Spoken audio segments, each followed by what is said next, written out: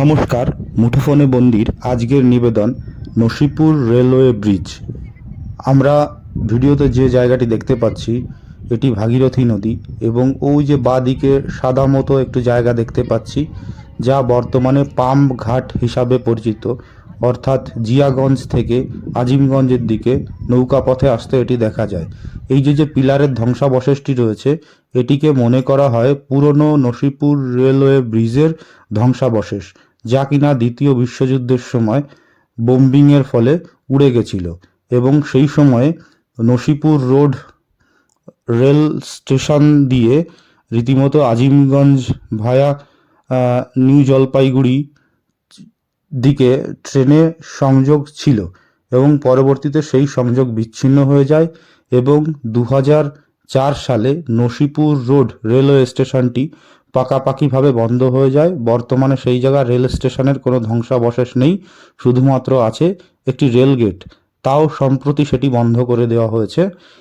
এই দিকটা দেখতে পাচ্ছেন, এই দিকটা শিয়ালদা ডিভিশনের দিক, অর্থাৎ এই পথে যদি আমি সোজা এগিয়ে যাই তাহলে মোটামুটি 4 কিলোমিটার দূরে গিয়ে আমি মুর্শিদাবাদ স্টেশনের 1 নম্বর প্ল্যাটফর্মে গিয়ে উঠব। আর এই যে ব্রিজের দিকটা, অর্থাৎ ব্রিজ যেদিক থেকে শুরু হলো, এই ব্রিজে এই দিকটা, অর্থাৎ আমি যদি হিসাব করি এই ভেতর দিকটা হয়ে সামনের দিকে এগিয়ে চললো আপনার আজিমগঞ্জের দিকে। এই ব্রিজটি এখনও অনেকের আবেগের বিষয়। যারা বিশেষ করে মুর্শিদাবাদে আসেন ঘুরতে এই শীতের সিজনে, তারা একবার এই ব্রিজের সঙ্গে নিজের একটা সেলফি তুলে তার ঘোরাটাকে সম্পন্ন করার চেষ্টা করেন, যে কারণে প্রতিদিন বিকালবেলা রীতিমতো মেলার মতো বসে যায় এই ব্রিজকে ঘিরে এবং তাদের নিরাপত্তার কারণে রীতিমতো সিভিক ভলেন্টিয়াররা সেটাকে পাহারা দেওয়ার বন্দোবস্ত করে রেখেছেন। এবং এই ব্রিজে এখন এই মুহূর্তে যে ট্র্যাকটি রয়েছে সেই ট্র্যাক দুটি হলো 60 কেজি। এর আগে যখন পুরনো অবস্থায় ছিল তখন সম্পূর্ণ 52 কেজির ফিটিংস ছিল এবং পরবর্তীতে যখন এই অসম্পূর্ণ রেল প্রজেক্টটা, অর্থাৎ রেল ব্রিজ প্রজেক্টটা দিকে আলোকপাত করা হয় চালু করার জন্য, তখন পুরনো সব ফিটিংস খুলে রীতিমতো তাকে পরিবর্তন করা হয় এবং পরিবর্তন করতে গিয়ে যেহেতু সেগুলো 52 কেজি রেলের ফিটিংস ছিল, নতুন করে সেগুলোকে আর 60 কেজি রেলের ফিটিংস হিসাবে ব্যবহার করা যাবে না, তাই নতুন করে সব ফিটিংসগুলো পরিবর্তন করা হচ্ছে। এবং সশরীরে সেখানে গিয়ে আমি দেখতে পাই যে এজেন্সি এর সঙ্গে যুক্ত রয়েছে সেই এজেন্সি বেশ জোর কদমেই কাজ চালাচ্ছেন। তবে এই ব্রিজের ওপরে যেহেতু এখনও রেলের চাকা গড়ায়নি, তাই সম্পূর্ণ রেল আনলোডিং থেকে শুরু করে রেল ফিটিং পুরোটাই চলছে ম্যানুয়াল পদ্ধতিতে। ওই যে মানুষগুলো দেখতে পাচ্ছেন রেল ট্র্যাকের ওখানটাতে, ওখানে রীতিমতো আপনার সিগন্যালের ফাউন্ডেশনের কাজ চলছিল। পরে আমরা গিয়ে দেখব যদি কিছু দেখতে পাওয়া যায়, অর্থাৎ এইখানটায় বসবে ডিস্ট্যান্স সিগন্যাল, যা কিনা নিয়ন্ত্রিত হবে আজিমগঞ্জ স্টেশন দ্বারা। এবং এই যে স্লিপারগুলো দেখতে পাচ্ছি, এই স্লিপারগুলো রীতিমতো ওয়াইডার স্লিপার, অর্থাৎ নর্মাল 60 কেজি স্লিপার থেকেও আপগ্রেড স্লিপার, অর্থাৎ এখন এই মুহূর্তে 60 কেজি স্লিপার বসানো থাকলেও পরবর্তীতে 68 কেজি স্লিপার বসাতে যাতে কোনো সমস্যা না হয় তাই একবারে আপগ্রেড স্লিপার বসিয়ে দেওয়া হয়েছে। এবং এই জায়গাটি নিচের যে জমি তা থেকে প্রায় 30 ফুট উঁচুতে। এই যে ব্রিজটির ওপারে হচ্ছে আপনার আজিমগঞ্জ, আর ব্রিজের চেহারা দেখে বোঝাই যাচ্ছে যে ফিটিং করতে এখনও বেশ খানিকটা সময় বাকি।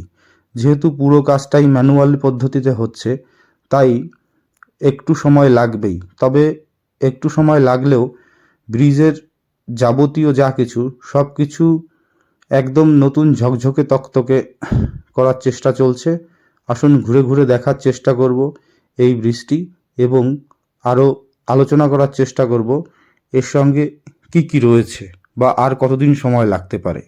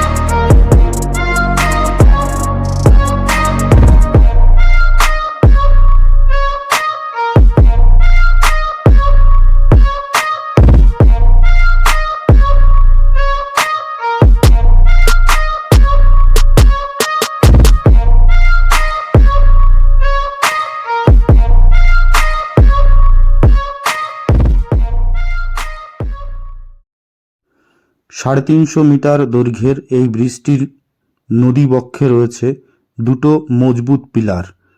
ব্রিজটি 2002 সালে নির্মাণ কার্য শুরু হয় এবং পরবর্তীতে তা ব্যবহারের উদ্দেশ্যেই 52 কেজির রেল দিয়ে ফিটিং করা থাকে, অর্থাৎ মূল ট্র্যাক যেটি সেটি 52 কেজি থাকে এবং সেটি সেই সময় ব্যবহার করা সম্ভবপর হয় না বিভিন্ন জমি জট ও নানাবিধ কারণে।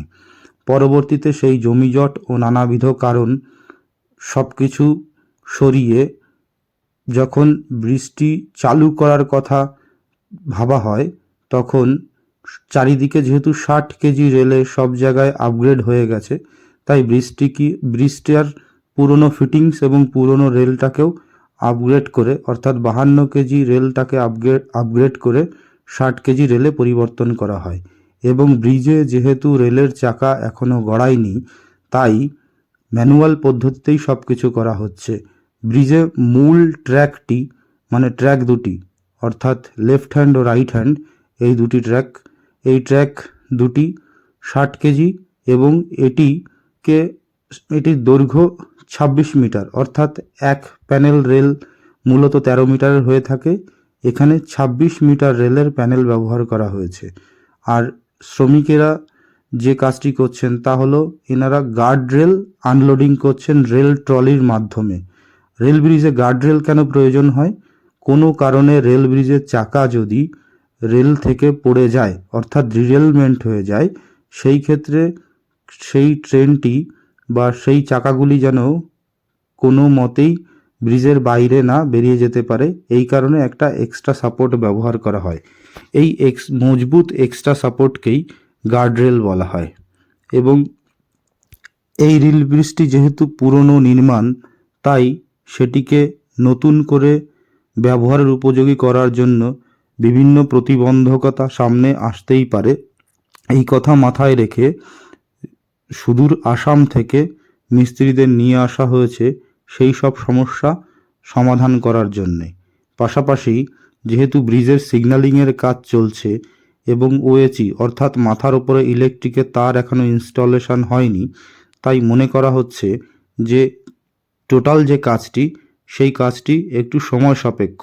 তবে ব্রিজের এক কর্মচারীর সঙ্গে কথা বলে জানতে পারলাম যে এরপরে নাকি আরও অনেক বেশি পরিমাণে শ্রমিক আনা হবে এই ব্রিজটিকে রেডি দেওয়ার জন্যে। অর্থাৎ এই ব্রিজটিতে প্রাথমিক অবস্থায় একটা টেস্টিং গাড়ি চলবে এবং তারপরে পাকাপাকিভাবে পরীক্ষা নিরীক্ষামূলকভাবে সিআরএস ইন্সপেকশন হবে। সব শেষে বলি, আজকের ভিডিওটা কেমন লাগলো তা কমেন্ট বক্সে জানাতে ভুলবেন না। ভালো লাগলে চ্যানেলটিকে সাবস্ক্রাইব করে দেবেন এবং নোটিফিকেশানটি অন করে দেবেন পরবর্তী ভিডিওর লেটেস্ট আপডেট পেতে। ধন্যবাদ, ভালো থাকবেন, আপনার রেলযাত্রা শুভ হোক।